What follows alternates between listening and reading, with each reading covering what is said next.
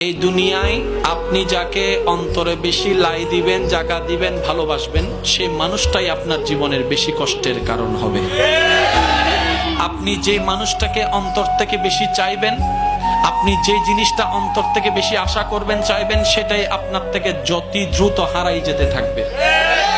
আপনি অন্তর থেকে যেটাকে বেশি সম্মান দিবেন, সে তার কাছে আপনার বেইজ্জতি নির্ধারিত হয়ে আছে।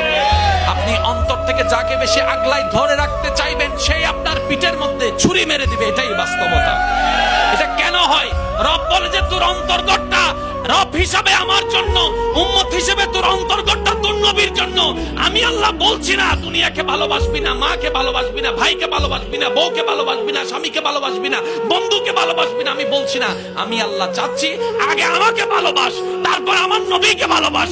যদি আমার এবং আমার নবীর ভালোবাসা অন্তরে ফিট হয়ে যায়, দুনিয়ার যদ্দুর ভালোবাসা দরকার আমি আল্লাহ তোর অন্তরে ব্যবস্থা করে দিব। সুবহানাল্লাহ।